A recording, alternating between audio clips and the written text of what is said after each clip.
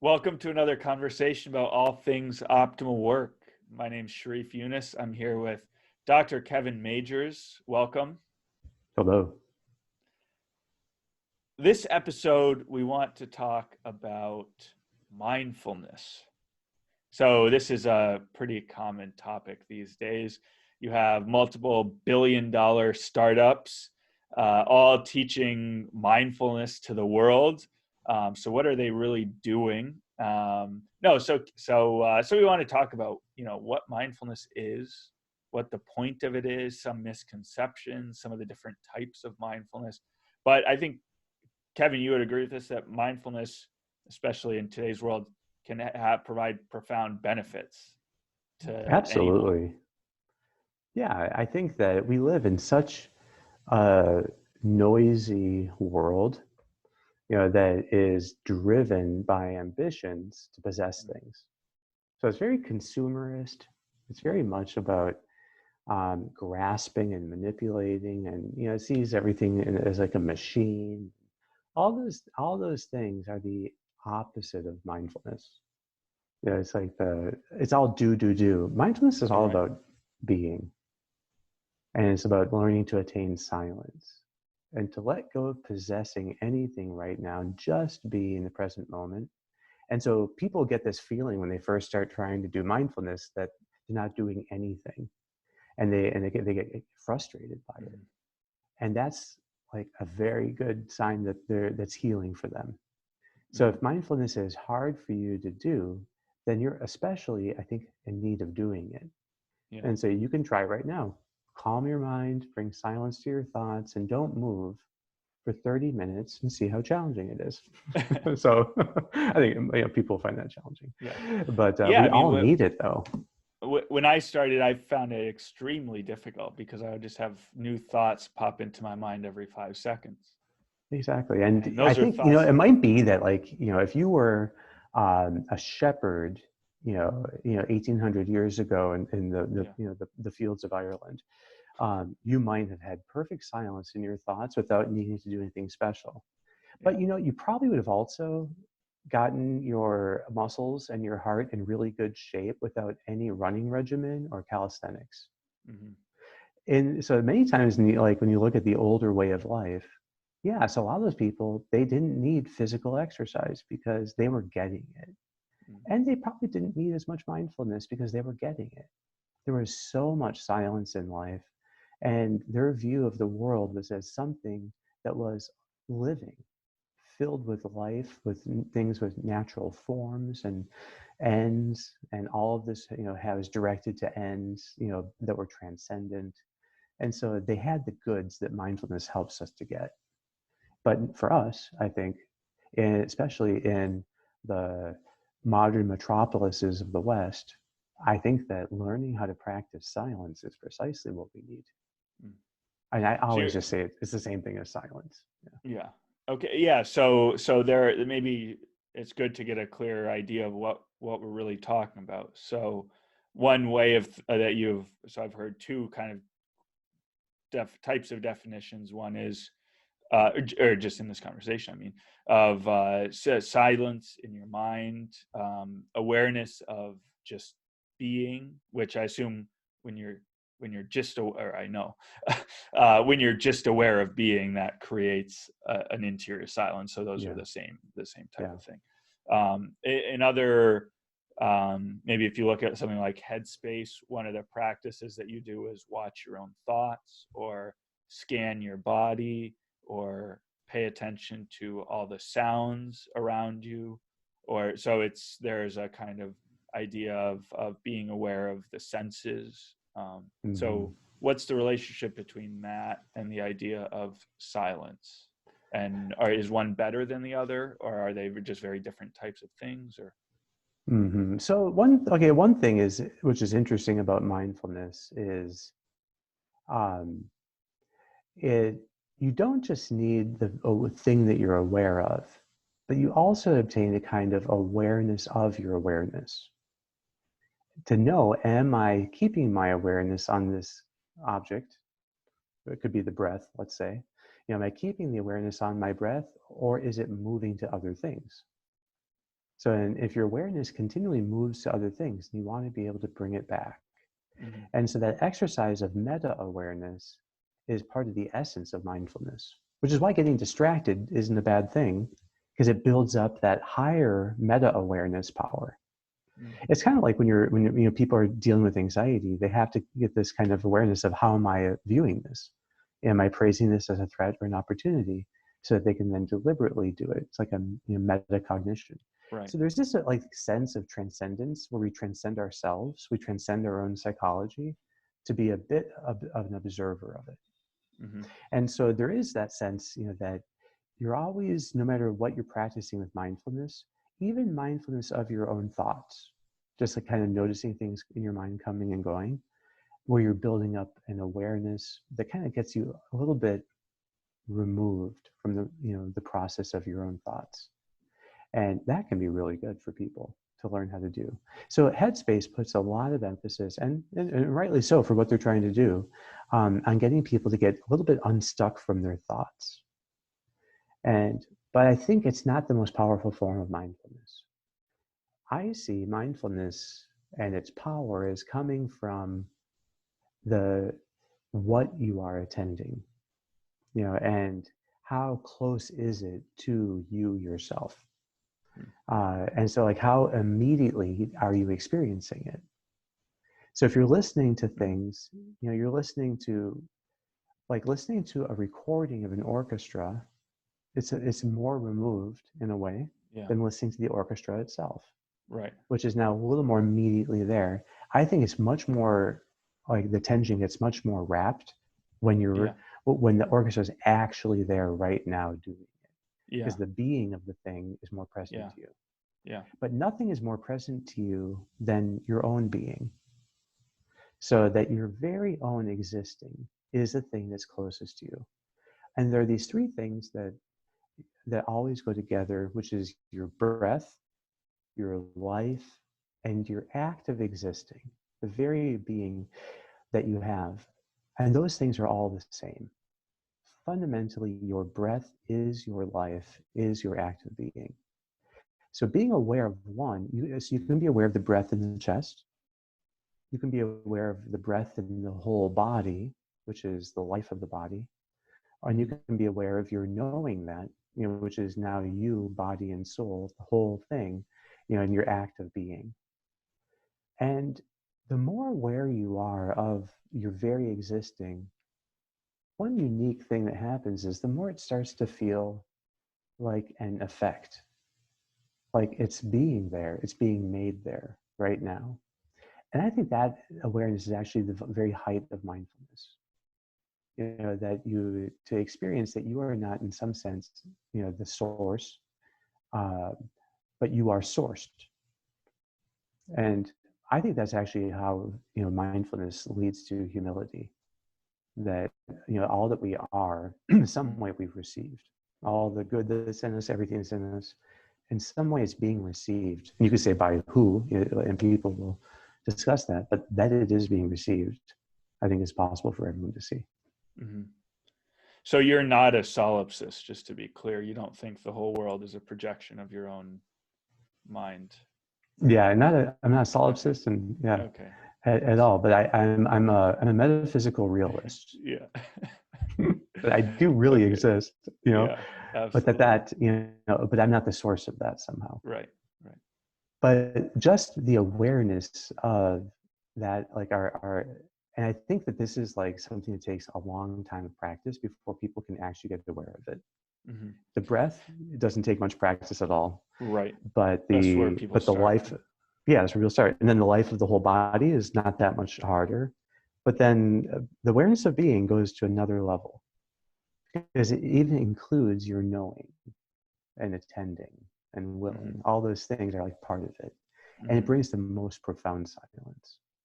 See, if I used to do these, and I do it still, but with patients, I'll ask them to put their arms straight up in the air as a sign that their thoughts are in the present moment, and then just wait for the next thought to show up.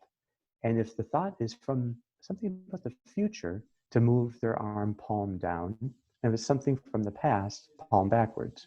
Mm-hmm. And so I'd be there just aware of how this is going. And I'd have them label their thoughts. And you'd see this constant flapping as new Right. thoughts would be coming in. So that is an interesting thing to see, that because it allows you to then have people try to hold their thoughts in the present moment, and you can just observe how successful they are. And if I just tell people, now I want you to hold your thoughts in the present moment, find a way. 95% of them, what they do is they try to be listening for the sounds around them and use sounds to anchor them. Mm. But they still would be reporting with their Yeah. hands, constant thoughts coming in. But when I would tell them, now try using your breath, and with your breath, try to anchor yourself in the present moment, and then there's a radical decrease in the number of thoughts they would have. So just by my experience with patients, you could see that the breath is very powerful at holding your attention in the present moment. And in its kind of deeper neuroscience, that's what mindfulness does. It's a pure activation of task attention. The thoughts that come into your head are from default attention. And so the more mindful you are, the more task attention gets turned on, the more the background thoughts should start going more quiet. Now, they'll never be totally quiet, although apparently people can go up to a half hour with not a single thought coming from the default mode. And when you're in flow, that actually naturally happens. Yeah. So there is this interesting thing that the breath holds you in task attention very well. I think it's because it's the sense of touch. The sense of hearing, the sense of sight, they're just more like, I don't know if they're less tangible. Yeah. There's something about the sense of touch, it rivets your attention in the present moment. Right. You're like directly experiencing being You are. I mean, it's close. You are, in a sense. Yeah. And it's not like a notional thing, like, oh, I'm hearing a bird in a tree somewhere. Yeah. But you're actually there, like in contact with the other being or your own being. Right. Okay. So, Kevin, last question here. So, two questions actually. All right. They're closely related. So, one is that people might associate mindfulness with a particular religious tradition, or think that mindfulness isn't part of their religious tradition. So, how would you recommend someone go about navigating that question? And then, very closely related to that is, what's like the status of mindfulness in scientific research and community, and is it kind of accepted as just a practice independent of a particular religious tradition through scientific studies of the way the brain works? Yeah, those are the first question is that, well, so mindfulness is certainly like a practice that developed more in the East, but there are things very much like it in the West. And nowadays, what we're talking about with mindfulness is simply attending to one thing like the breath and holding your attention there. I see that as having very little like dogma component involved with it. Yeah. So it's simply an attentional practice. Mm-hmm. There's another attentional practice, which is not mindfulness, but is kind of similar. And it's if you can listen to tracks that have multiple sounds playing, and it could be, there's like a traffic sound, and there's a storm sound, and there's a waterfall sound. You listen to them all at the same time, and you simply try listening to only one track, like only the waterfall, and you ignore everything else. So it's selectively abstracting one sound from the rest. Now, that's not mindfulness. It's a different thing. It's still a very interesting attention training exercise. Yeah. And something called metacognitive therapy, that's one of their main things, is this attention training exercise. And for $19.99, I think you can get the track and that they use and they teach people. But you can also make it with any noise mixer. That the one I use is White Noise Ambience Light, which is free. Mm-hmm. And then you can. So if you want to try it now, what's pretty cool about it is it really does make it easier to engage work if you practice it for 5 minutes or 10 minutes. It's just a selective kind of working out of an intentional muscle. So I would say that's the way I see mindfulness basically is it's really about this attentional muscle that you're practicing. But it does get you in touch with breath and life and being, you know. And so I think it is open to spirituality, but doesn't impose any sort.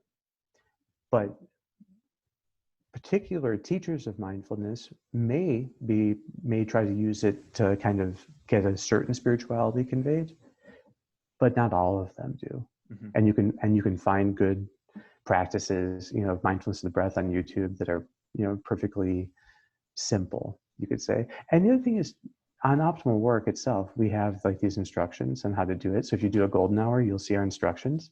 That's basically all you need. And to do that for 10 minutes or 20 minutes is very powerful.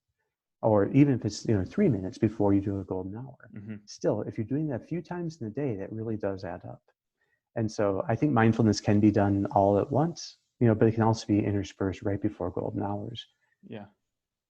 So then just real quick for someone just starting out, what would be like a good practice for them to do, like a time in the morning, 10 Well, or I would 15 say minutes and even before if each it's golden 3 hour? minutes before golden hour and to actually use the one. And there, what I'm telling people to do is to inhale for 4 seconds, gently hold for 2, exhale for 4 seconds, and then kind of hold it for 1 or 2 seconds again. And you don't want to be counting in your head though. You want just to be feeling the sensation, you know, and as much as you can, let the breath happen on its own once you kind of slow it down a bit. Feel the sensation of the breath in the chest, expanding the chest like a balloon as you inhale, getting a little more taut, and then exhaling effortlessly. You don't want any effort on the exhale at all. So, and if you do, it starts changing how the body operates. Actually, I know you didn't ask me, but I'll show you this in a video. Cool.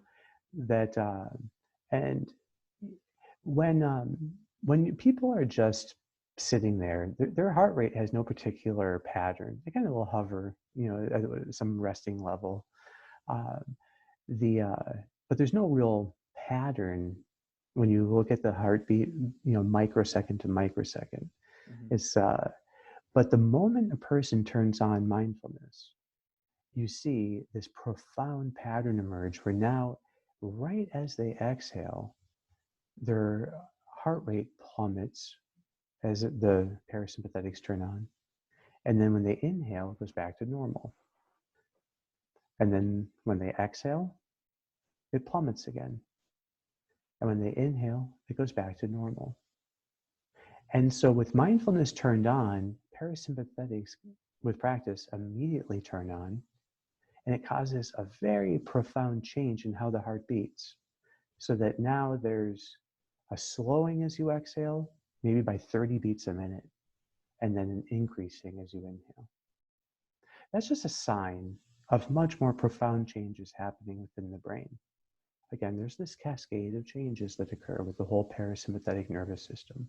Even your immune system seems to be activated by this. So, and cortisol levels get lowered, and there are all these effects, you know, of that. But just seeing how profound the sine wave is of the heartbeat once you turn on mindfulness, you know, and how powerfully it activates parasympathetics, it's pretty impressive, I think. So I think that just seeing the physiology of mindfulness makes it easier to see, okay, this is, you know, a practice that, you know, like, I don't know, maybe, you know, that came from one tradition, but it's part of the common human experience of this is a good way of bringing silence to the mind. Right. And the second question you'd asked was, that was all on the spirituality point. Or are there other science things? I kind of got into that. Yeah. Exactly. Yeah. So hopefully that answers both. Great. And Yeah. if anyone has like further questions about mindfulness, or you know, I think that my image of mindfulness is something very simple, and that anytime you drop anchor in the present moment, to just be in what is, you're Mm-hmm. practicing mindfulness. And I think it's good to do that while walking. You mentioned you do that while running. Yeah. You know, and so, but that's the idea, is that you just try to stay in the present moment and what is. Keep your task attention engaged. And you get this wonderful freedom from worrying about yourself, freedom from ruminating. You know, you don't create problems with your own thoughts. Yeah. Yeah, absolutely. Yeah. I mean, for me, I've been practicing for I kind of started doing mindfulness and Headspace 5 years ago or something. And it's Wow. really just helped me and developed in new ways, helping me to work better, be more engaged with the present moment in all areas of life. So highly recommended to get started with that, doing and actually do it before the golden hour. Yeah. But don't think you need any special ways of doing it, or you have to get Right. a subscription to something. I just think that keep it very simple. Yeah. You don't need to be listening every time to a script. Exactly. Cool. All right. Well, thanks so much, Kevin. Thank you, And Sharif. we'll be back next week. So see you then. Bye.